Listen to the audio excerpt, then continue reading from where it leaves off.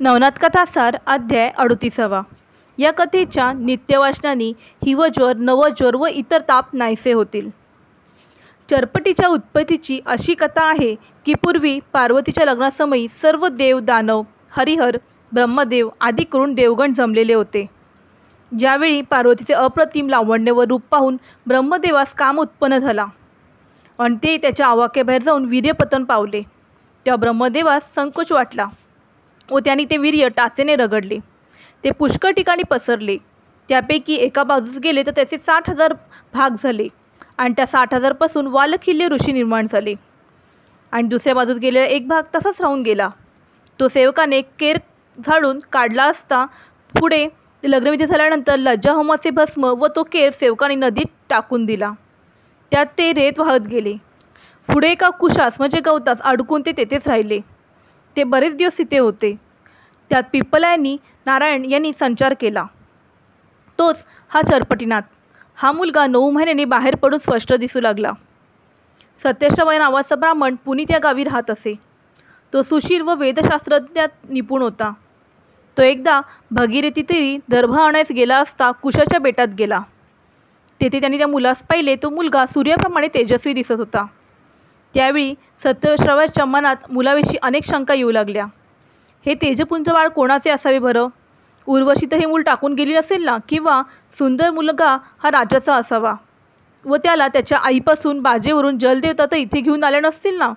अशा अनेक प्रकारच्या कल्पना त्याच्या मनात येऊ लागल्या. तो त्या मुलाला पाही पण त्याला हात लावेना. आपण याच घरी घेऊन जाऊ की नाही हा विचार त्याच्या मनात येई. पण मुलगा कोणाचा हा निर्णय ठरल्यामुळे तो मुलास उचलून घेईना. अशा तऱ्हेने विचार करीत तो काही वेळ तिथेच उभा होता व मुलगा हातपाय हलवून रडत होता. थोड्याच वेळात पिप्पलायन नारायणाचा अवतार झालेला पाहून देवांनी त्या मुलावर पुष्पवृष्टी केली व जय जयकार करून आजचा दिवस सुदिन मानून कृतकृत्य झालो असे मनात आणले व मुलाच्या अंगावर देव फुले टाकीत होते. आणि देव फुले टाकीत आणि तो सत्यश्रवासारखा काढत होता.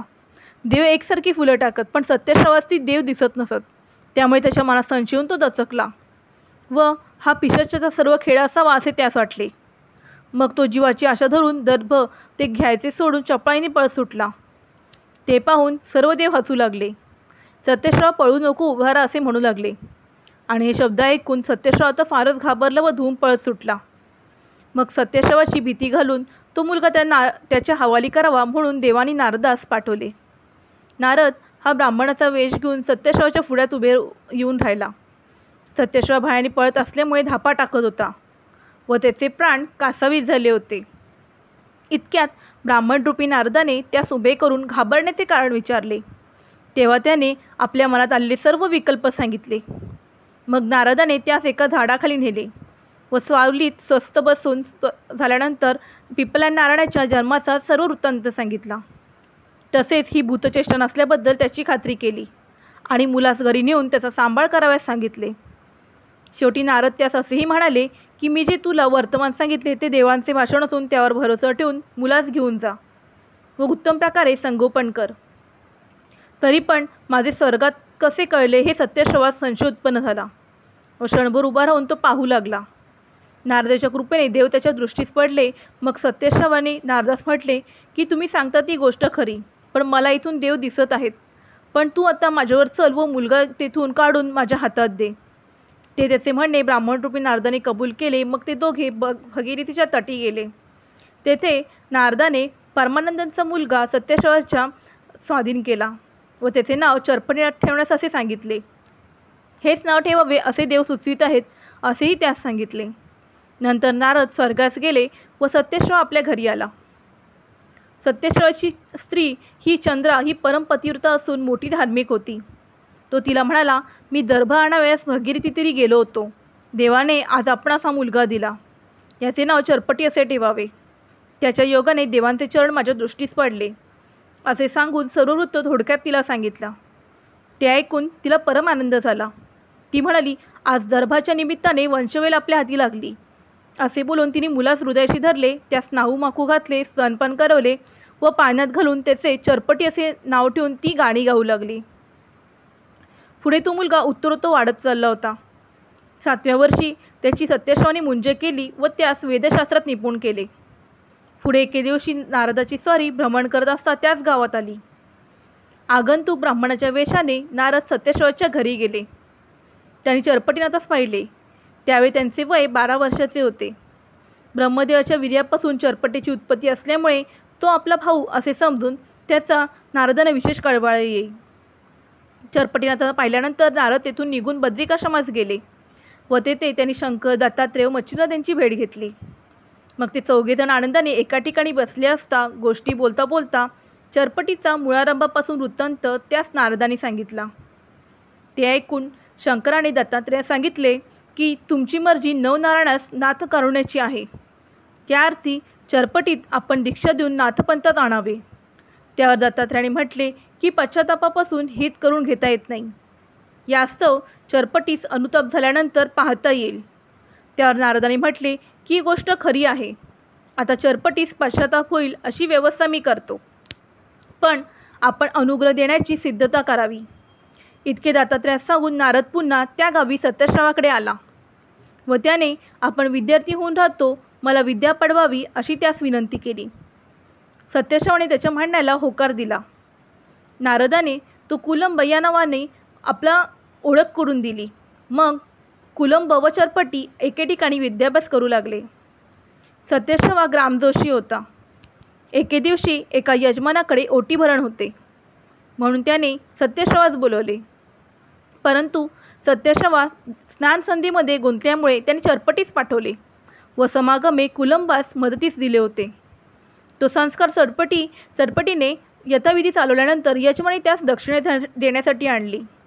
त्यावेळी काहीतरी कुरापत काढून व तंटा करून चरपटीचे संसारावरचे मन उडवावे असं नारदाने बेत योजून तो चरपटीस म्हणाला, तू यावेळी दक्षिणा घेऊ नकोस, कारण दोघे विद्यार्थी अजून अज्ञान आहोत.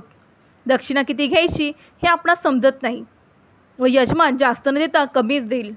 यास्तव ते घेतल्यापासून तू घरी चल. मागाहून सत्यश्रवा येऊन दक्षिणा घेतील. त्या चरपटीनाथ म्हणाला, मी रिकाम्या हाती घरी कसा जाऊ? त्या नारद म्हणाले, तू घेतलेली दक्षिणा जर कमी असली तर तुझी दक्षिणा पिता कबूल करणार नाहीत. हे ऐकून चरपटी म्हणाला, मी यजमानांकडून युक्तीने पुष्कळ दक्षिणा काढून घेतो. वाजवीपेक्षा जास्त दक्षिणा दाखवल्यानंतर वडील कशाला बरे राग भरतील, उलट शाबासकी देतील अशी त्यांची भाषणे होत आहेत. इतक्यात यजमानाने थोडीशी दक्षिणा भिजवून त्या चरपटीच्या हातावर ठेवली. नारदाने आधीच कळ लावून दिली होती आणि दक्षिणा देखील मनाप्रमाणे मिळाली नाही, म्हणून चरपटीस राग आला व तो यजमानास म्हणाले की तुम्ही मला ओळखले नाही का? हे कोणते कार्य आहे?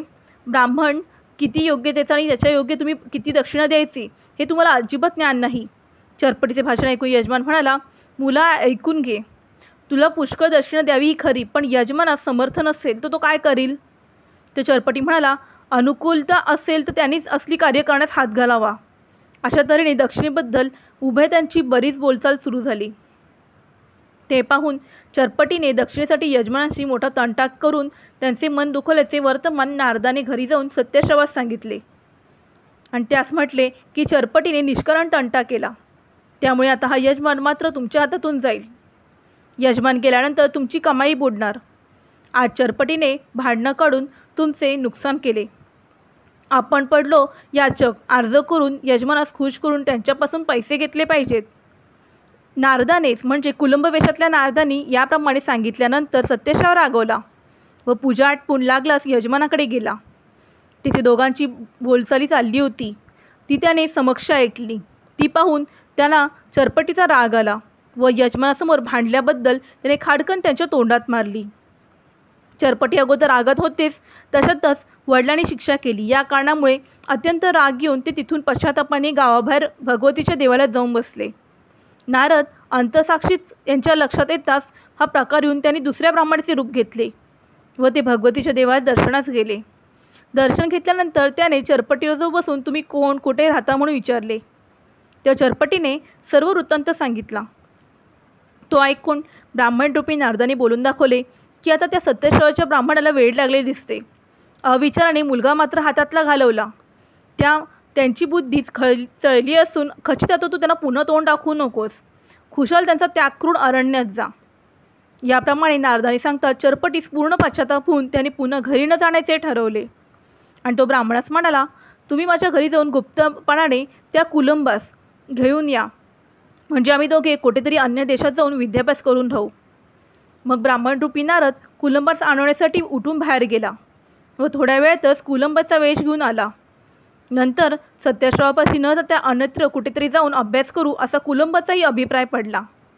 मग ते दोघे एका ठिकाणी एकमताने राहण्याचे ठरवून तेथून निघाले. बरेच लांब गेल्यानंतर कुलंबाने म्हटले की आता आपण प्रथम बद्रिकाश्रमात जाऊ व बद्रिकेदारचे दर्शन घेऊ, मग काशीत जाऊन तिथे विद्याभ्यास करू. हा कुलंबाचा विचार चरपटीस मान्य झाला.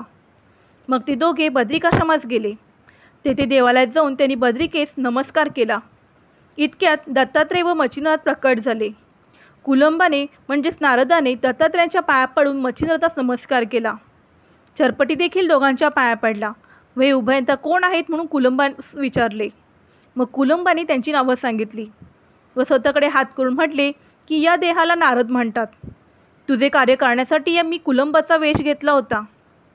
हे ऐकून चरपटी नारदांच्या पाया पडून दर्शन घेण्यासाठी त्यांनी विनंती केली. त्या नारदांनी त्यास सांगितले की आम्ही तिघे तुला प्रकट दर्शन देऊ, परंतु गुरुप्रसादापासून आम्ही तुला दिसणार नाही. एकदा गुरुने कानात मंत्र सांगितला की तुला सर्व जग हे ब्रह्मरूप दिसेल. ते ऐकून चरपटीनाथ म्हणाला, तुमच्याहून श्रेष्ठ असा कोणता गुरु मी शोधून काढू? तरी आता तुम्ही मला अनुग्रह देऊन सनात करावे. त्या नारदाने दत्तात्रेयास सूचना केली. मग दत्तांनी चरपटीनाथांच्या मस्तकावर हात ठेवला व कानात मंत्र सांगितला. तेव्हा त्यांचे अज्ञान लागलीत जाऊन त्यांना दिव्यज्ञान प्राप्त झाले. मग चरपटीनाथास त्यांचे दर्शन झाले. त्यांनी तिघांच्या पायावर मस्तक ठेवले. या संधीस शंकराने प्रकट होऊन चरपटीनाथास दर्शन दिले.